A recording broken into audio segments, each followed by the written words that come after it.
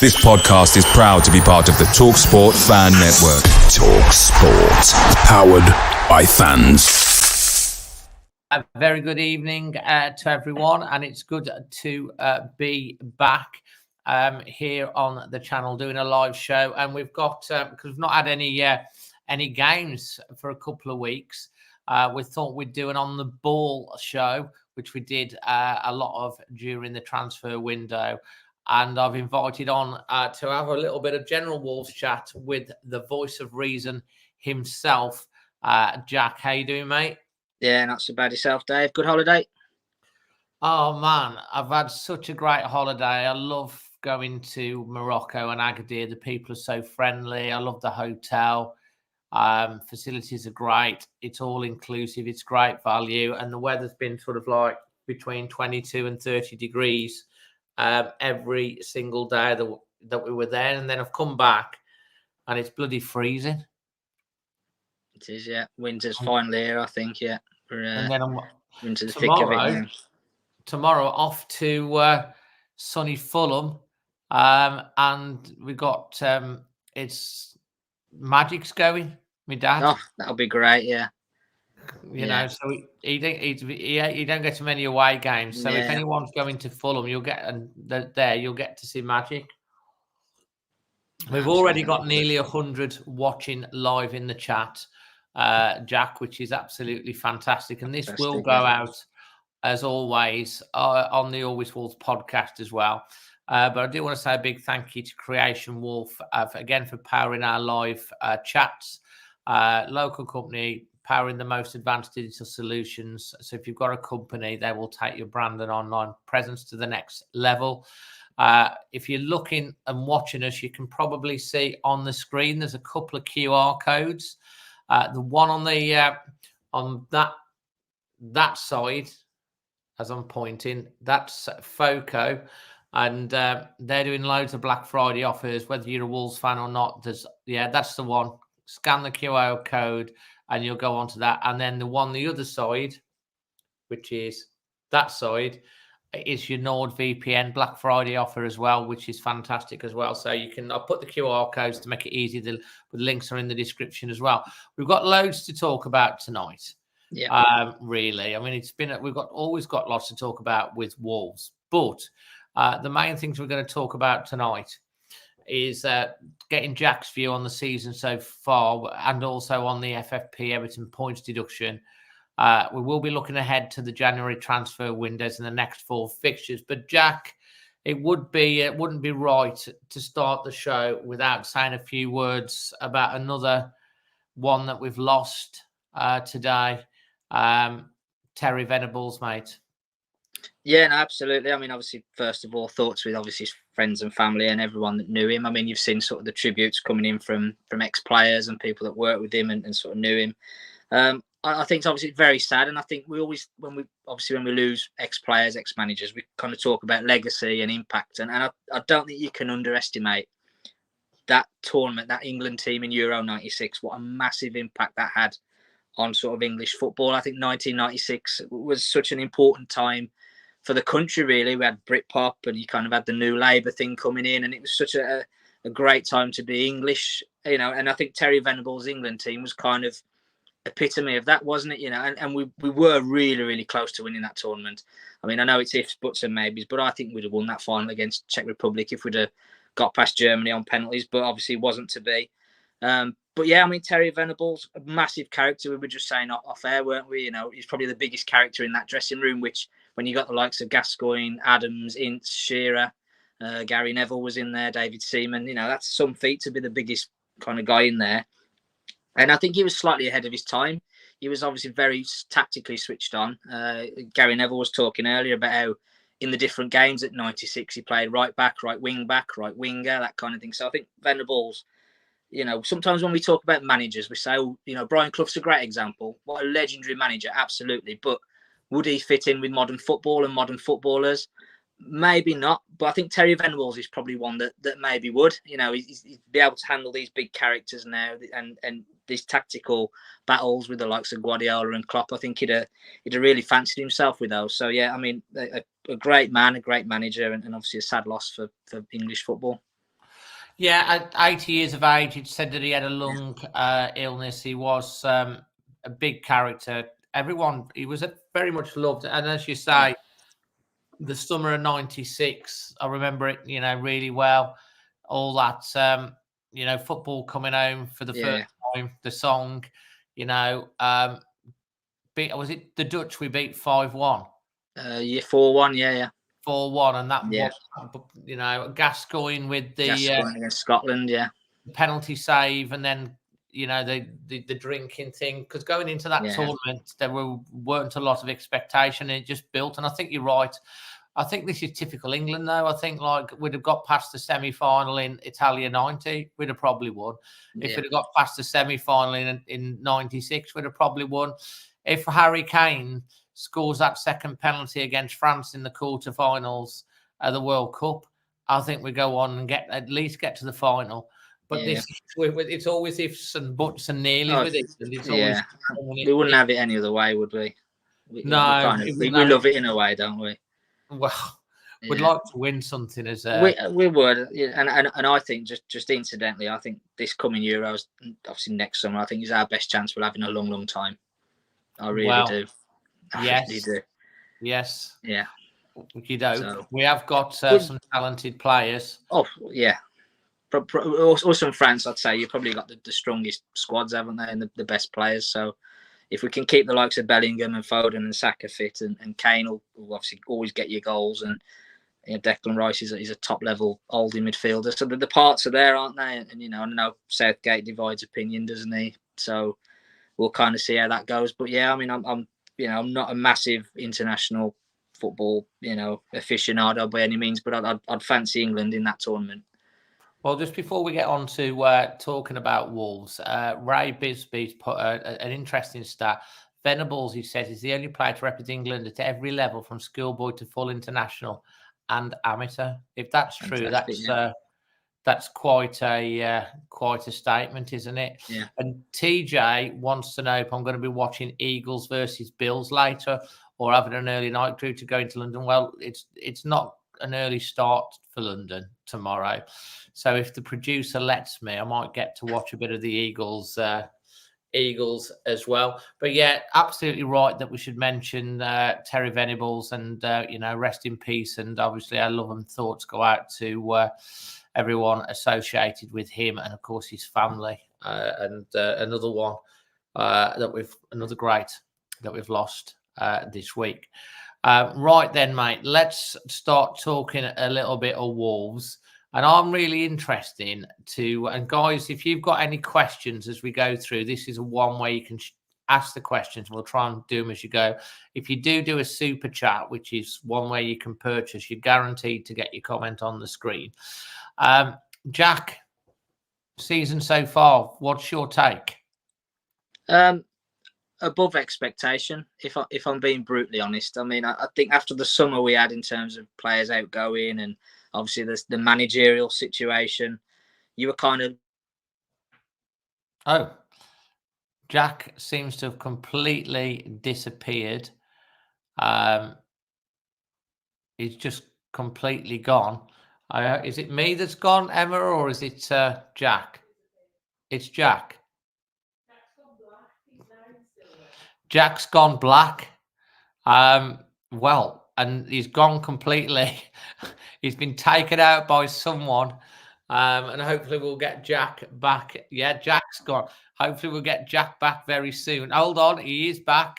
Sorry, someone was trying to phone me, and it's my phone can't handle more than one thing at a time, so it's gone and it's cancelled itself. But yeah, I'm back. You're on the telly, Jack. Yeah, probably. Yeah, someone. Yeah. So there you go. But yeah, no. So so I think going into the season, I was apprehensive. I wasn't expecting a great deal, and again, people within the club and around the club, it was kind of, as long as we stay in the Premier League this year, I think that's kind of job done, really. But I mean, it's a bit of a buzzword at the minute, but mini leagues, we talk a lot about mini leagues, don't we? And I think we expected to be in that mini league at the very, very bottom, with the Burnleys, the Sheffield Uniteds, the Lutons, the Bournemouths, the Evertons. And I think as it stands right now, we're probably thinking we're more in the one above, aren't we? With the Fulhams, the Brentfords, the Palaces, those kind of teams, in that sort of 9th to 13th, 14th kind of position. So you'd say from that point of view, we're probably punching above where we all expected to be. We've had a really tough opening fixture-wise, haven't we? And especially at home, we've had some really tough games there, and we've picked up a really decent haul of points. Obviously, we've talked about VAR a lot, haven't we? And the fact that we could be even better off than we are if we'd have had some decisions that probably should have gone our way had been given. So yeah, season so far, I think things to work on, and we're not by any means the finished article. Although having watched the Tottenham game back, we were a lot better than I realised at the time. I thought it was more of we just snatched it right late on, and it was a tough, tight game. But actually, we were a lot better than I realised being at the game. So we are playing well, and we're a nice team to watch, I think, generally. So long may it continue. So if you were to give, we're going to come to some of the. I'll try and run down some of the questions in a bit that have been flying into the chat. But if you were to give this Wolves season so far, like when we're at school, well, you're a teacher yourself, like an A+ or an E or whatever it is. Where would you rate Wolves season at the moment? You'd probably be going sort of a B, a B-, wouldn't you? You'd be saying there's lots of positives. There's potential there. Things to work on. Not top level yet. Still weaknesses that need to be addressed. But overall, like we say, I think compared to what our expectations were going into the season, I think we're above where we expected to be, and we're probably further ahead of where we probably thought we would be. So on that basis, I think you'd say it's been a positive start, and like you say, if it continues at the current rate, I think we'd all be very happy. I mean, I think if you spoke to everyone that's on the chat now, and obviously yourself, Dave, I think we're 13th at the minute, are we? 12th, 13th? I think we're around about 13th, yeah. And if we win tomorrow, we can go into the top half of the table. And someone said we'd be 4 points off 7th. Yeah, but I mean, I think we are 12th. You'd take that come the end of the season, I think, if you're being brutally honest, with everything that's gone on and the fact that we haven't spent a lot of money and we've lost a lot of really good players in the summer. I think 12th is a good position for us to be come the end of May. So to be there as it stands now, I think you've got to say we're on track and probably slightly above where we thought we'd be. Well, I'll give us a B, because I think if you take into account the points that we've been robbed, I think we're probably even better than that. I personally, I think tomorrow when we're going to come on to Fulham, but I think Fulham's going to be a very big acid test for Wolves to see where we're at, how we get a result against Fulham. But let's try and run down some of the questions, if I can just... If there's a few questions that have been coming on. Let's see if I can find some of these when I come to it. I saw loads of questions. Yeah, Cameron, we're going to talk about the January window, but we'll touch on this. There's been lots of speculation about is that Aaron Ramsdale, is it from Arsenal, the Arsenal keeper? There's also been, as reported on the channel, about the Saudis interested in taking Sarr for 40 million, which if we get offered 40 million for Sarr, it's hard not to take that. Yeah. But we were talking before that Ramsdale's going to be at least 30 million, you'd have thought, wouldn't you? Yeah, you'd have thought. And I don't think, hand on heart, that we're in a position to spend that kind of money on a goalkeeper.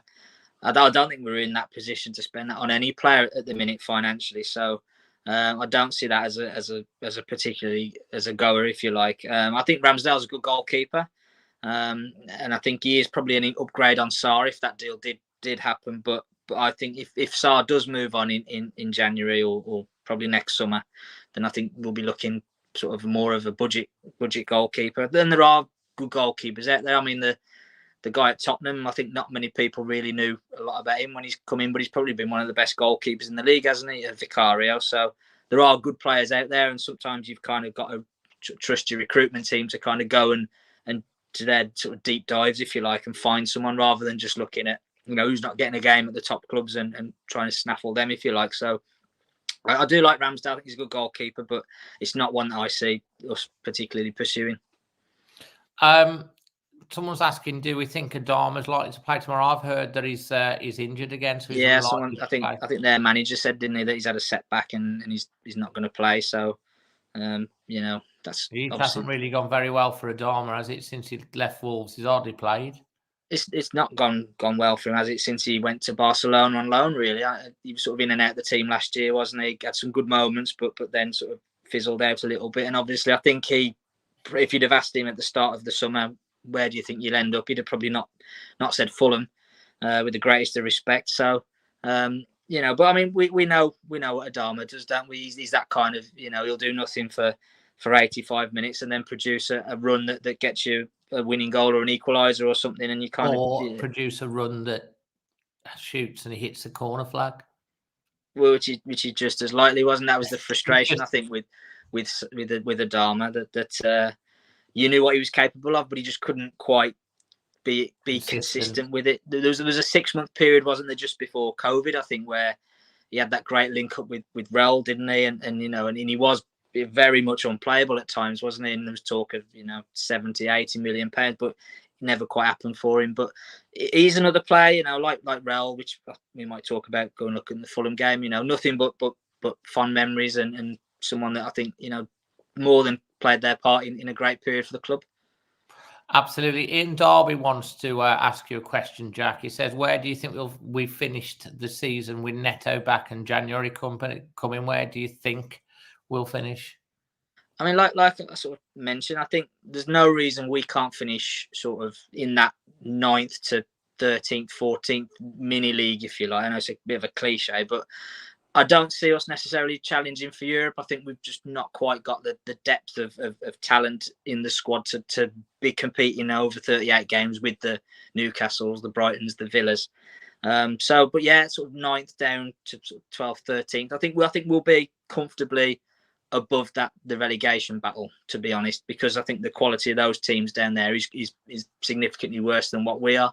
So I think we can probably start looking ahead now and thinking, well, let's just keep banking those points and then keep that gap and then see where we end up. But I think Neto is obviously, I think Ian mentioned there, if he can get back fit and score some goals and create some goals, then he'll push us up the table naturally. And then obviously January is sort of more your sort of cosmetics, isn't it? As a transfer window, you just sort of do little bits and pieces in your squad. You don't do any major surgery. So I think we might bring in one or two, and there might be one or two that sort of move out the door. So it'll be interesting, and it'll be good to ask that question again, sort of once the January window closes, and sort of see, because we've got a lot of games between now and then, haven't we? Particularly in December, that the games come thick and fast. So we could be, come sort of New Year, we could be 8th, we could be 15th, 16th, and that's a very different complexion, doesn't it? So it's still quite early in the season, really. I think we're only like 3rd in, aren't we? So, but like I said, I think we can be optimistic given what we've seen on the pitch so far.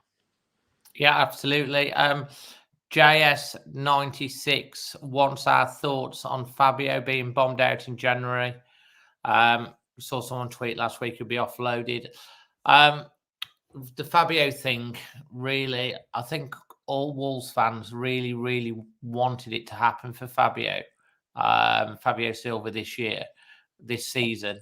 I think you'll think the away support, the home support generally have been really singing his name, supporting him, but it just seems to be not happening. And sometimes players just don't work out at a certain club. And, I think, to me, as a lot of Wolves fans, we kind of like getting to this point with Fabio Silva where it's like, can we just keep waiting year after year after year for this magical player to appear and banging in the goals? And obviously they paid £35 million for Fabio Silva, which has been this ball and chain round his leg. Had he paid 15 million, everyone would have a lot more patience with him. But it's a bit of a catch-22, isn't it? Because if they sell him now, are they even going to get 15 million for him? And he's still on a long-term contract. Do you think they'll offload him again in January? And do you think they'll sell him and cash in on whatever they can get? Or do you think he'll just be another loan again? I think it's a difficult one, because I think sometimes, like you just sort of referenced there, that gets to a point with a player that you kind of go, well, keeping him any longer is detrimental, because he's struggling. I think you can tell that he's struggling. He's I don't like the phrase trying too hard, but it's that kind of feeling, isn't it, that he's so keen to make an impact, to make an impression, and sort of have a positive sort of dynamic into the team, that he's coming on and he's quite rash and he's rushing and he's snatching at chances and things like that. So I think he proved last year, didn't he, when he was at Anderlecht and then PSV Eindhoven, that away from the spotlight of the Premier League and the intensity of the Premier League, that he can score goals and he's a good player. He is only 20, so he's not at a point where you kind of go, we've got to make a judgment here, there. So if they did loan him out again in January and brought him back in the next summer, that's fine. But are we not just going into the same position that we are now? And I think also you've kind of got to look at it from the squad's point of view and go, well, actually, if we could get, say, 15 million for Fabio and then bring in a striker that's ready-made, that's ready to go, that Gary O'Neill can use and can fit how Gary O'Neill wants to play, and that helps the squad and helps the team, then is that something that you've kind of got to do almost, cut your losses, if you like, and kind of go, well, thanks, Fabio, it didn't quite work, not your fault, but, it's time to move on. And I think certainly, you speak to sort of the fans around, particularly at the away games, that they're desperate for Fabio to be a success, and sometimes it just doesn't happen. And like you say, you sort of move on, and listen, I think he'll be a good player, but it's whether or not he'll be a good player for Wolverhampton Wanderers in the Premier League. I think that's still the big question mark, and at this point, we're not in a financial position to have question marks. We need players that we know are good enough and are going to contribute right here, right now. And I'm not sure he's quite at that level at the minute. Very well put. Again, we're going to come on to an Everton question in a second, which is a little bit, we want to talk about the FFP. Ray Bisbee's raised a question here, which has been quite topical on social this week. Funnily enough, I went to the Wolves Foundation gala dinner, which was absolutely fantastic. I spoke to what the assistant editor of the Express and Star, as was. He was talking very candidly about the Express and Star. But Ray Bisbee wants to ask you and ask our thoughts. What do you think about the Express and Star now charging to read premium content? Have you got any thoughts on that yourself, Jack?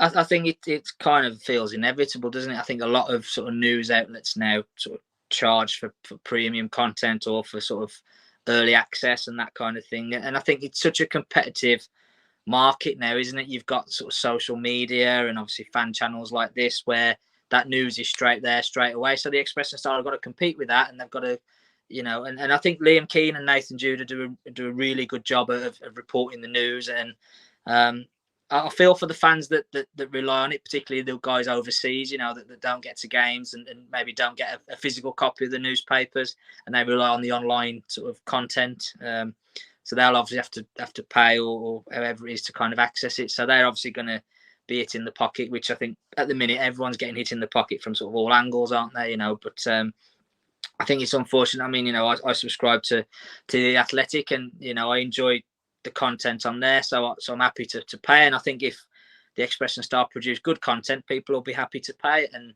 as long as they price it right, that's the pricing. I mean, as you know, I've got an affinity with the Express and Star. I worked there for a very, very number of years in advertising, and when I was selling the advertising over at the Express and Star, I was based at head office, and I had 4 or 5 good years there. Where I was one of the top reps for the Express and Star, but they had a circulation then. It was the biggest regional newspaper in the country of over 300,000 papers.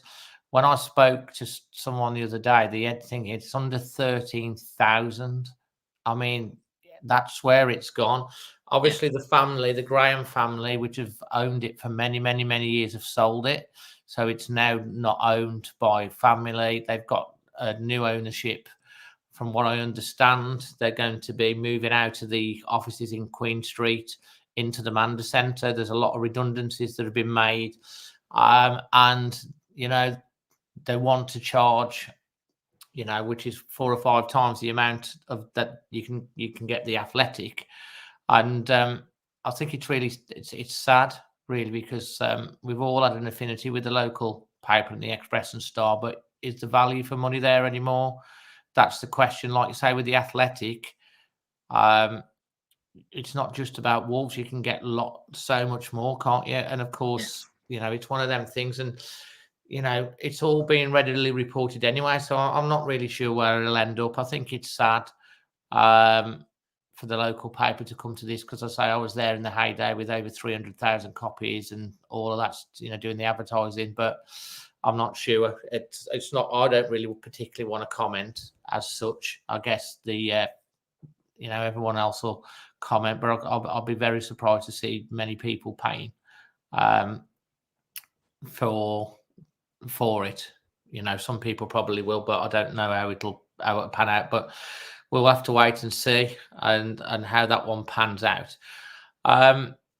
Mate, we've got a question on Everton now. We're going to come on to Everton and FFP, and I'll kick off with this one. David Boyles has your view upon Fosun changed any now with the point reduction for Everton. Now, the one thing that I want to say on this is I've said all along, when so many people were piling in on Fosun on what was happening this summer, I've said all along, we don't really understand what's happening behind the scenes in the Premier League. And Wolves hadn't sold many players for quite a time when we'd invested. How the money's been invested is a different question. And obviously, questions have to be asked about Jeff. Like we talk about Fabio, 35 million. We talk about Guedes. We probably paid over the odds for Kuna because, J-Lo wanted Kuna, but, he's starting to come good. We've had to pay 3 times the odds to get J-Lo of £10 million with his staff and some of his staff that never come in. But I said at the time, the proof in the pudding will be what happens with Everton. Now, if Everton get hit with a little slappy fine, then everyone's going to go, oh, well, we didn't need to sell as many as what we did. But if Everton get hit with a point deduction, as I've pointed out many times, and I did a standalone video about the consequences of FFP and what the sanctions that could be added. Well, they've got hit with a points deduction. Chelsea and Manchester City are 2 other clubs that at some point I think the chickens will come home to roost, especially in the likes of Manchester City. I mean, you look at Juventus got kicked right out of the Italian league. You look at Rangers got kicked out the Scottish league. There's been a lot of sanctions in the EFL, and Everton have spent a lot of money. Now I know that a lot of the Everton fans are like, oh God, this, that, and the other. But the fact of the matter is, they've overspent. So Fosun would have looked stupid if the Premier League hadn't taken a strong line and fight and in what they have with Everton. And of course, Everton are going to appeal, and we'll wait and see what happens with the appeal. But it was an independent panel. Premier League wanted 12 points. It was given 10. And I want your opinion in a second, Jack, on whether you think it's too much or not. But the other thing is, had Fosun not done what they've done and kept us within FFP, whether you agree with FFP or not, there's arguments about that, about whether that actually stops other clubs from investing and like what the Chelseas and Manchester Cities have done in the past.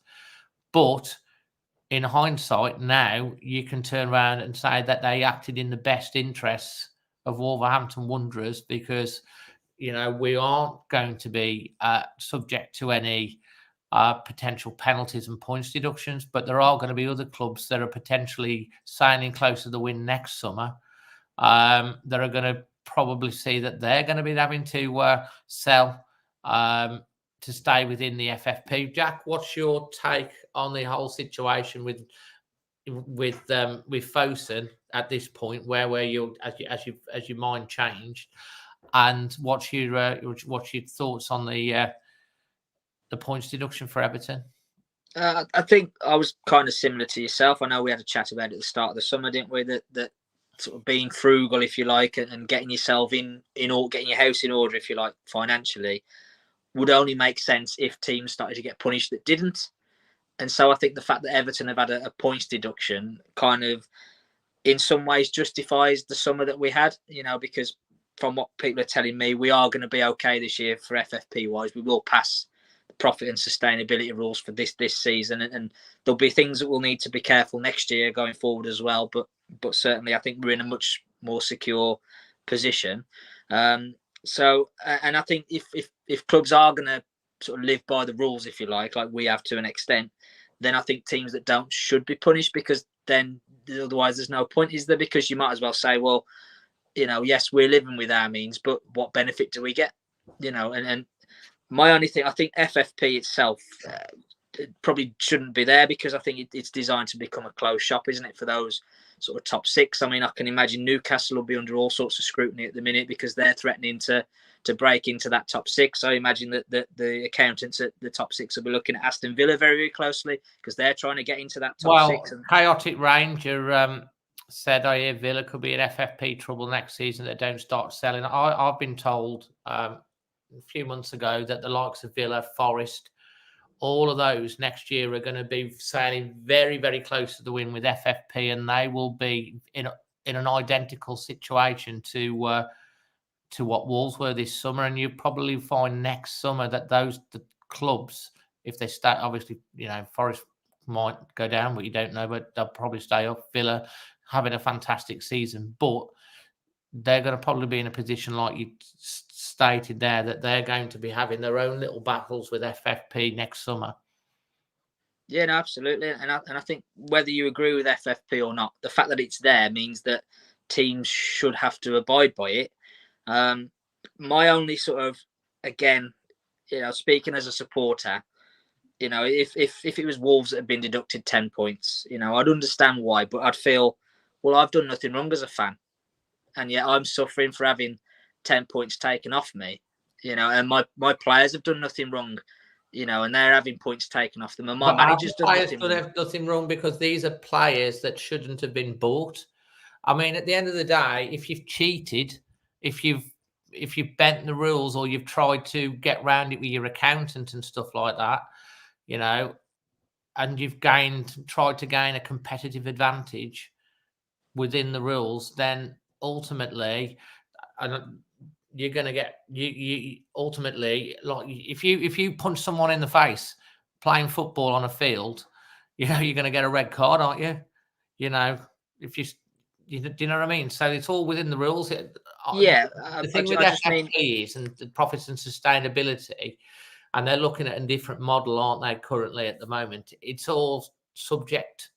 Does it keep the big clubs at the top and stop, the teams that have got more money and investors investing in the team to do what Chelsea did and Manchester City did, was basically buy their way to the top, and then they've sustained themselves. I mean, but the rules are the rules. If you broke the rules and it's proven you've broken the rules, the penalties are there. And if they don't impose the penalties, rightly or wrongly, and you've got to sympathise with the Everton fans, I agree. You've got to. I said this on, when I was away in Morocco, we did a chat with Stan. You sympathise with them, but the people that have run your club, in any industry, if you don't apply to legislation, you get a fine or a penalty, and that's what's happened. And Everton could get another one next year, because that's only year one. They could get further penalties. What's the crack with their appeal, Jack? If their appeal's successful or unsuccessful, can they get more penalty points deduction, or is it, how does that work?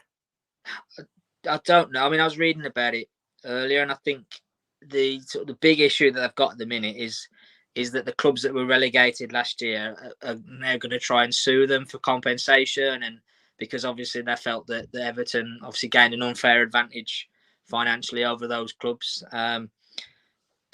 Whether that compensation financially, messes them up and they have to, have administration and more points, I don't know. So it's also all a real mess. But again, like, just going back to what I was saying, again, at the core of it is a fan base that are being penalised for something that they have no control over.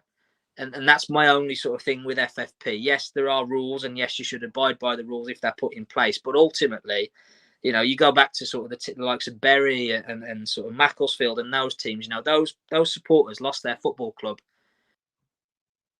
and chairman. You know, it wasn't what happened on the pitch, and it wasn't anything that the fans did wrong. It was the crux in the boardroom, and it's similar with FFP, isn't it? You know, it's these guys that are bending the rules and ignoring the rules and ignoring the warnings and that kind of thing, and they're committing these acts, and it's the fans that are suffering.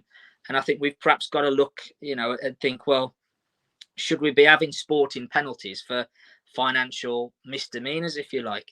But then equally, I get what you're saying about financial penalties for a team that are breaking financial rules, but he doesn't do anything. It's like disqualifying someone from driving who's driving without a license. Well, how can you disqualify someone that isn't even allowed to do it in the first place? This is the thing, isn't it? Yeah, it's all right giving someone a fine, but when they've got billions, it doesn't mean anything. No. The only way to really hurt or to stop it is if you can't hit in the pocket, it is points deduction. I mean, Everton, it's one misdemeanor. You're looking at Manchester City, there's 115 potential charges. I mean, how many points? I mean, they literally could get kicked out not just the Premier League. They could get kicked out the Football League and have to start from non-league again. They could have their titles, their trophies taken off them, completely wiped from the history. But when this comes through, of course, you know, they're going to fight Chelsea. The thing with Manchester City as well, from allegedly, they're obstructing. They're not really working. Whereas the new owners of Chelsea have actually said things have happened. And they've already had a £10 million fine from UEFA. But Chelsea will probably get something come down to the others. So, like, if you're only going to issue a fine, it doesn't mean anything. If you're a billion, you got billions to spend. No, you get like a £100 million fine. They'd probably pay it, you know, Man City, and go, yeah, well, it's been worth it, you know. But like points, getting kicked out of competitions, getting kicked out of the league. I mean, Everton fans are moaning about the 10 points that they've had taken off them, you know, for, you know, which has been looked at, investigated, and as you know, it's been decided on what their punishment is going to be. Wolves have had 6 points taken off us this season for VAR. You know, actually on the pitch, we've had 6 points from VAR taken off us. You know, and like we're just having to take it on the chin. You know, so you could argue like we've had 6 points deducted already this season through incompetence, shall we say, Jack? Yeah, no, and I think what will be interesting, like you were sort of mentioning, is going forward, if other teams are sort of found to have breached profit and sustainability, what their punishment will be.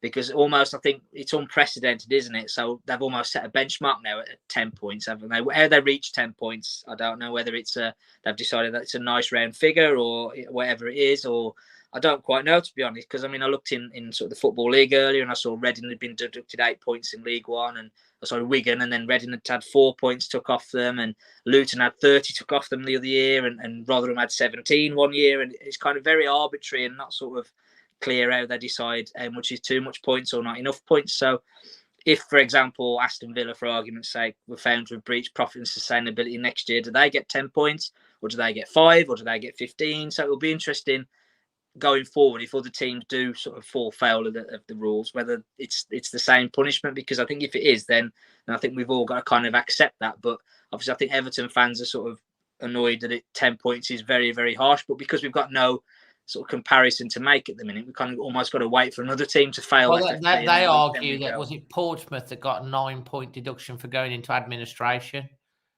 That's why they said, well, they went into administration and got 9 points. That's different, isn't it? 10 points. So that's the wrong one.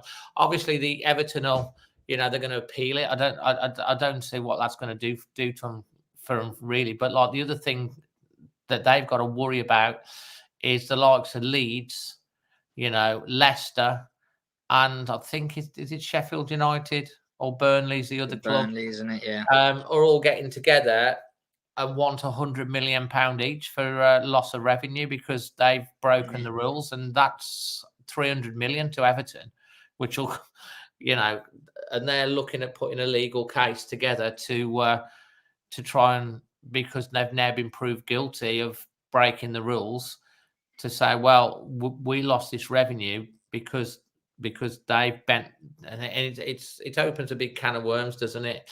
Yeah, I mean, I think I think sort of semi-serious point to make. I think if ever there was a year to have 10 points deducted, it's probably this one, because I still think Everton will stay up.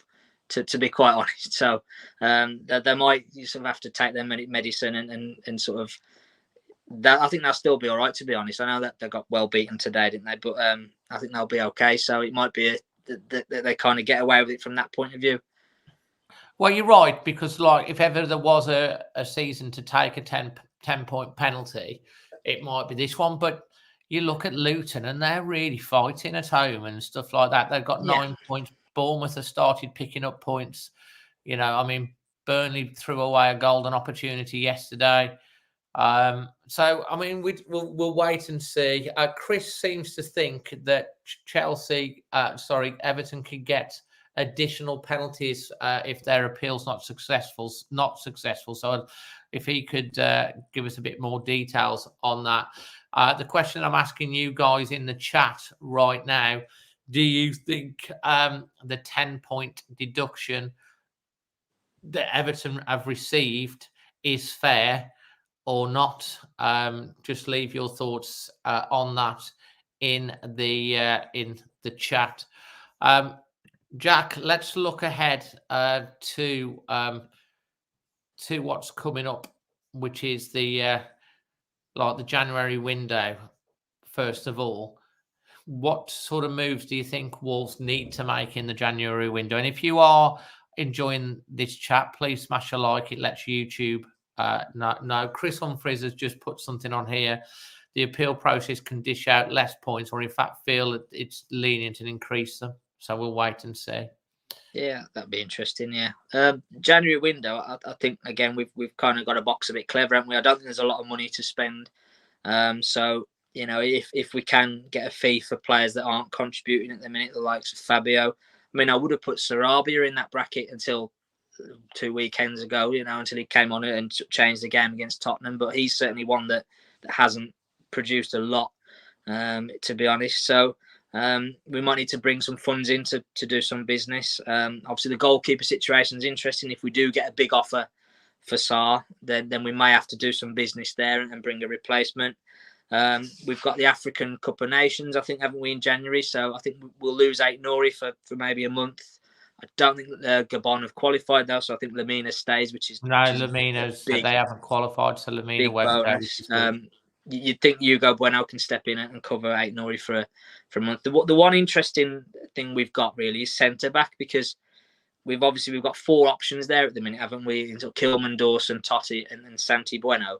But if we're playing 3, Bueno, 3 at the back at the minute, that only leaves 1 option, doesn't it? So like tomorrow when Dawson's suspended, you kind of got to play all of them. So it'd be interesting whether we can go and get another centre half in to add to the squad and just that extra depth, because you know the way the yellow cards are being dished out this year, you're going to get a lot of suspensions, and the fact that the games are lasting longer, people are picking up more injuries. So whether we could, you know, it might have to be a homegrown sort of English one just because of the balance of the squad. You've got Mosquera coming back, haven't you, from a really successful loan in Cincinnati, so he could be one that potentially drops in as the last-minute winner the other night. It did, yeah. It was great for him, you know, and I think that qualified them for the sort of the regional final, didn't it? I'm not 100% how sort of American the MLS works, but I think they've got through to the main sort of finals now, so that's great for them, and he's done really well. I was reading again on The Athletic that he's up for Defender of the Year in the MLS, which, you know, again, is great for him. So he's one that could potentially, you know, and in that article they mentioned him going out on loan to the Championship just so he gets a feel for English football and that physicality and sort of playing against, you know, those Championship centre forwards that'll stick an elbow in and that kind of thing, which will be good for his development. So be interesting what they do with him in January. He might be someone that actually we say we need him in the squad because we got 3 at the back and we need those 2 extra options in case of injury suspension. So it'll be interesting. I can't see a huge amount of business being done by us or in general, actually. I think it'll be depending on how clubs at the bottom are doing, because that tends to be where the business is done in January. It's the clubs that are struggling. So, but obviously Luton don't have huge resources, neither does Sheffield United. Burnley will probably throw a bit of money at it. Bournemouth might throw some around as well. Fulham, perhaps, if they're still sort of 15th, 16th. So I don't think we'll be doing a massive amount. It might just be, like I said earlier, a bit of cosmetic and just giving ourselves a couple of extra options for the running, if you like, until the second half of the season. Yeah, absolutely, mate. I think that's going to be it's going to be interesting. I mean, January we did a lot of business last year, obviously, and we had to. We had to, yeah. One of the things I did say again in the summer window, if we'd have bought in 3 of those players in the summer window, a lot less people would have been moaning about what we were doing in the summer. But we did a lot of business in January, which isn't always the best months to do business in. I do think that Wolves are targeting a centre forward, from what I've been told, and also another wide forward. That they're aiming to bring in a centre forward and another wide forward in January. And I think central defence is like what you've said, is probably another area where we're looking to strengthen, especially if we're playing the 3 at the back. We've got to also have a look at the games that are coming up, mate. So I'm just going to bang this up on the screen. I'm going to bang up here, which is Always Wolves website, which is free to go on. And we do put lots of great articles. We've got some great writers.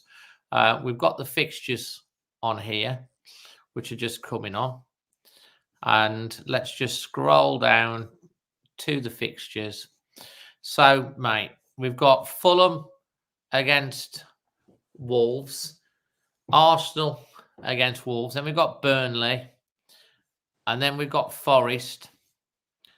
The next 4 fixtures, let's have a look at those. How many? Let's go to West Ham and Wolves as well. So we'll do up to the 17th. 5 fixtures there, mate. How many points are we getting out of those 5 fixtures? And guys, if you guys in the chat want to join in with that as well and put your score predictions and points tally as well, that's fantastic. So first of all, Fulham versus Wolves, mate. What's your thoughts on that? I always say, don't I, away from home in the Premier League, you take a draw. It's definitely a game we can win it. We can target obviously 3 points, but I think if you offered me a draw right now, I wouldn't be too unhappy. So I'd go with a point there. We have got a good record at Fulham in recent times as well. So that we have a great record at Fulham. Yeah. We haven't lost in 6, and Fulham have only beaten us once in the last 14 games. So we're a bit of a bogey side. We do have our own bogey sides, Brighton, for example, but we do seem to do quite well against Fulham. So you're going for a point. I'm going to go for 3 points on that one. So one for you, 3 for me. But I'll take a point, but let's hope we can get the 3. It's a bloody long journey and it's going to be cold. So it is, yeah. You're better out. Arsenal, Wolves, mate?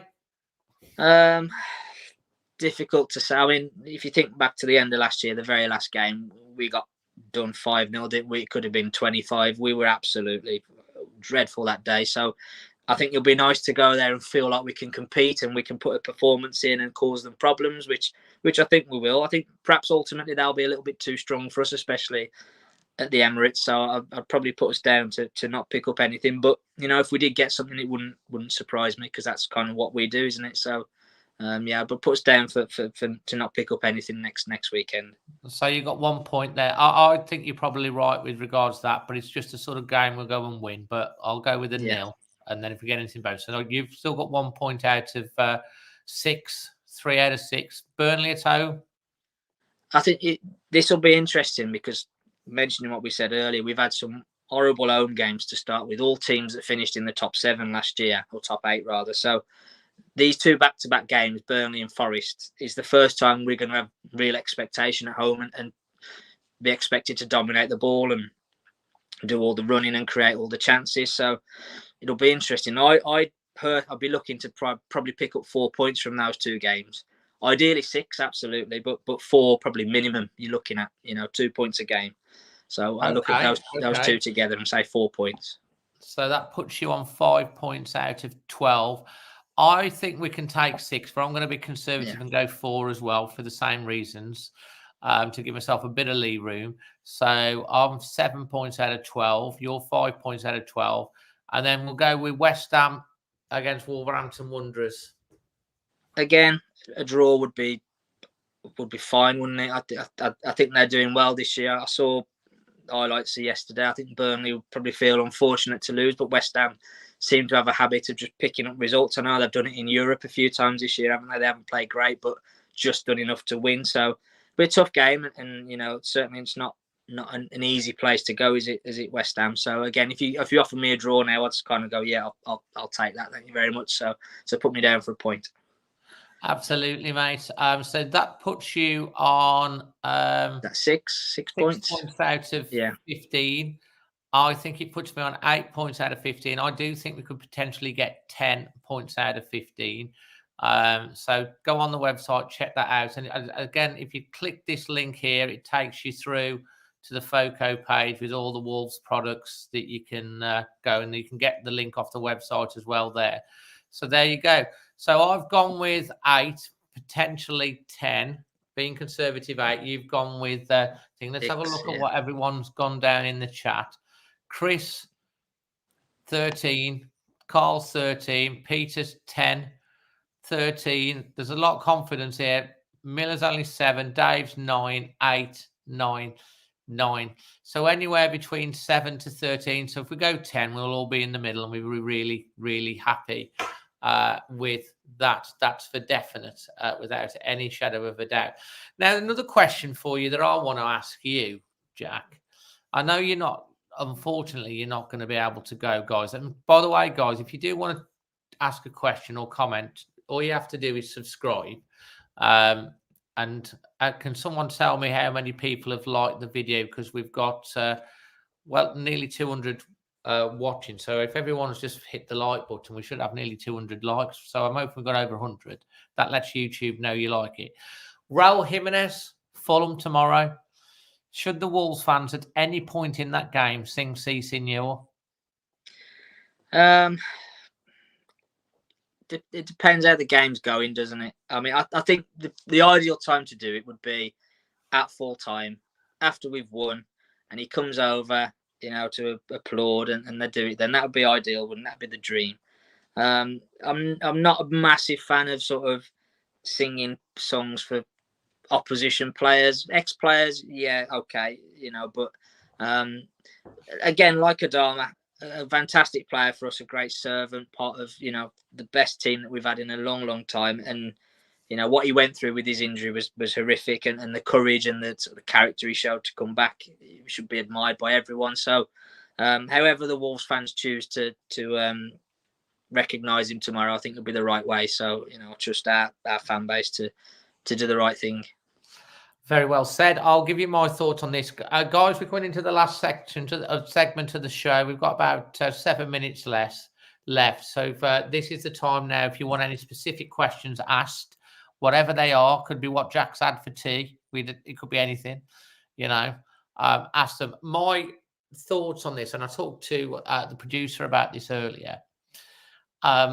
Absolutely not during the game. That's, you know, because at the end of the day, you could be friends with someone and you go into battle. Yeah, you're going to war, aren't you? You're going to battle to win the game. After we've won 3-1 at the end of the game or something like that, Raul Jimenez was a big servant for Wolves. We know he's got a big heart for Wolves and he loves Wolves. And I think it would be a nice touch at that point, at the end of the game, when we've got the 3 points in the bag, hopefully, and he hasn't scored or whatever. And we, you know, if there was a "Si Senor" then, you know, that would show respect to Raul and to show that, you know, he was appreciated at Wolves, because he didn't get the send off that he wanted to, but not during the game.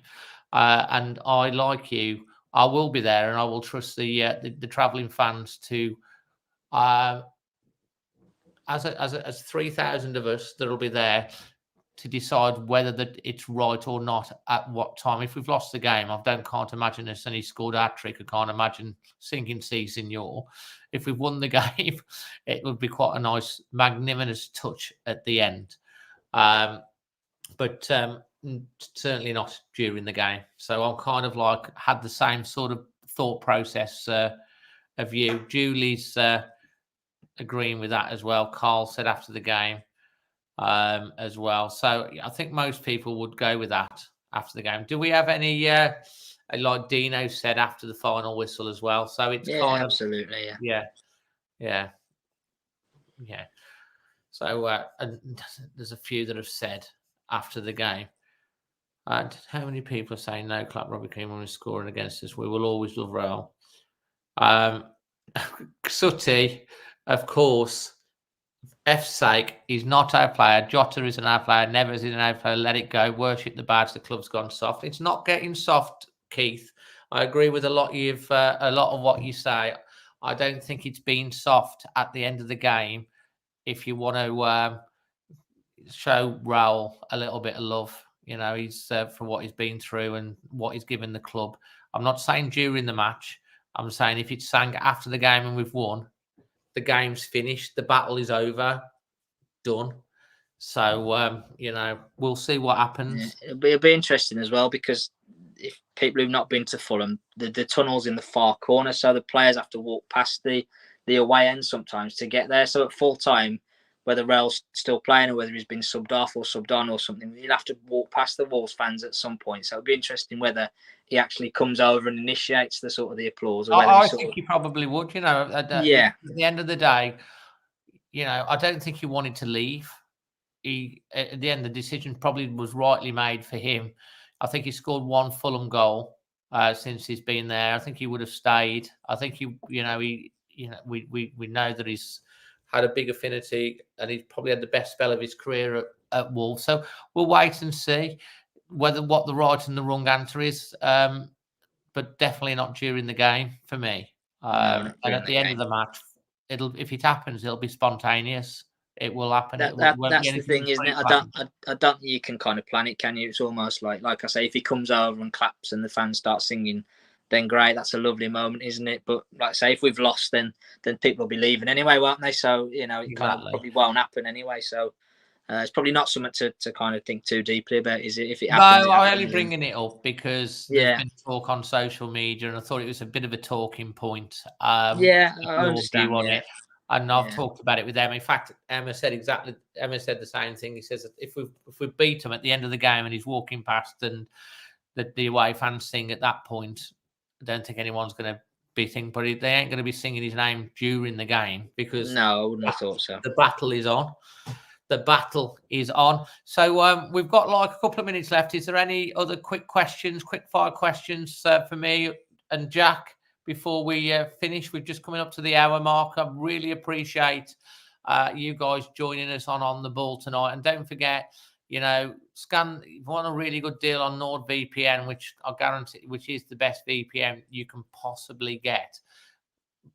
I mean, the value for money, you can use it on multiple devices. You get an extra 4 months over the 2 years. It's massively discounted. We've got a great offer on. The link's in the description, the QR code. And as I say, FOCO have loads of Wolves products on offer at the moment. So it's worth looking at that. After he retires, just like Raul, I think we're done, mate. I don't think there is any other questions that we can. We're literally coming up to, we've got about 1 minute left. Jack, final words from you to everyone that's watching. Now we come out the international break. Yeah, like I said, I think once you get that November international break out the way, it's full steam ahead till New Year, isn't it? Until the FA Cup third round. So you kind of got football, which is great for us. And, I think we've got a very young team, a very young manager. There's going to be ups and downs throughout the season. There's going to be ups and downs in this sort of festive period, if you like. So stick with the team. There's real positive signs. There's a lot to be proud of and a lot to like and admire about our team at the minute. So if the results don't go the way we want them to, that's football, isn't it? So stick with them and support them and give them the encouragement that they need and that they're probably earning at the minute. So fingers crossed for 3 points tomorrow. And then that takes a lot of pressure off the Arsenal game then, doesn't it? So you kind of almost block them together, don't you? And go, well, if we win one of those games, then that's great, so. Well, 15 points, mate, we're on. And if we do pick up the win tomorrow, we are on 18 points, 4 points behind 7th. in the top 10, but it's a big if and a but. And I think what I said, I think tomorrow night's an acid test for where we really are, because it's Monday night. It's going to be cold. We're going to Fulham's home. They're obviously it's on the TV. There'll be a lot of people watching it. There's still going to be loads of us down. I mean, I'm looking forward to going tomorrow. I'm going to be at the cottage. Make sure you subscribe to the channel, by the way, if you haven't already, and hit the bell, because we will be doing a live reaction after the game with our thoughts on it. And of course, I will be doing a match vlog that'll go up on Tuesday evening to give you a taste of the atmosphere from within the ground and all of that. But I think if we get a win tomorrow, I think we're the real deal. I think we really can push on to the top half. That's why I say it's a bit of an acid test for where we really are, because this is the sort of game, if you're going to be pushing top half and even pushing for top 7, which is within the realms of possibility if you're taking the points, this is the sort of game you've got to go and win. We went to Palace. We didn't do it. We didn't do it against Luton, even though we should have done. We didn't go away and beat Sheffield United. We did the business against Bournemouth. Yes, we did. But Fulham is one of them games where it's a tight old ground, a lovely old ground. And I think if we can go and win there tomorrow, I think we're going to have a really good season. I think that's why I think it's going to be a big barometer for where we are. Obviously, Dawson's out, which is going to be a big miss. Yeah. Santiago Bueno's likely to come in, from what Gary O'Neill said. We're still missing Neto, but we'll see. Do you agree with that, Jack? Yeah, absolutely. I think Fulham are missing Paulinho as well, aren't they, in the midfield? That's good. Is he out? He's suspended, I think. Yeah. So that's good for us. He'll be gone. Yeah. He'll be definitely gone in January. He'll be leaving. He's a phenomenal player, isn't he? He's really, we could have had him as well. Yeah, I think he was one of those, wasn't it, last summer? I think if Neves had gone last summer, I think he was the one that would have come in. But obviously things worked out how they did, so never look back. But I think it's almost like a signpost tomorrow, isn't it? We could be sitting sort of Tuesday morning, sort of thinking very smug and top half of the table, or we could be sort of looking and going, we're not that far away from that bottom 6. We just got to be a little bit careful. So it's one of those, like you say, it's a bit of a crossroad moment, isn't it? And the season kind of is dictated by these kind of games, and if you can kind of pick up wins in these kind of games, then it makes a massive difference. The Premier League is such a competitive league. If you can put back-to-back wins together, like because we won the last game against Tottenham, it's huge, isn't it? Those 6 points in 2 games can propel you up, can't they? So it'd be great to win. I mean, like I said, I've pinned us down for a draw. I think it's a tough game. Fulham are not hitting the heights they did last year, but they're still a very good team, particularly at home. So it'll be a bit, like I say, a tough game, and one where if we do win, then it shows we've got a lot of character and we've got a lot of reason to be optimistic. So you cross your fingers. To be cheerful. Part 1, 2, 3. Yeah. Who sings that song? It's Ian Dury and the Blockheads, is it? Boom! Yes. Drops the mic, and what a way to finish. Absolutely. Mate, I was impressed. Ian Dury and the Blockheads. That was really good. Reasons to be cheerful. Anyway, guys, thanks for joining me and Jack tonight. I really hope you've enjoyed it. Thanks for joining in the channel. Something a little bit different. We brought On the Ball back. Don't forget to check out the offers from NordVPN and FOCO. Thanks for Creation Wolf for powering the show. Thanks for joining you. If you're going to be at Fulham tomorrow, Magic, at Sensation, and Joyful Gene, along with the producer, are all going to be there tomorrow. So come and say hello to us, and I hope to see some of you there. The rest of you, I'm sure, will be watching it on the box, so look out for us. If you get any images of us on there, send them across and all that. Jack, I know you wish you would be there, but you're a teacher. You can't really. It's an hard one for you, and it's a lot of fans can't get there tomorrow night because of work the next day and everything, getting out from work. But we'll do our best to shout and cheer the lads on, and let's hope we bring back the 3 points. Come on, let's go. Always Wolves. God bless you all. Nice one.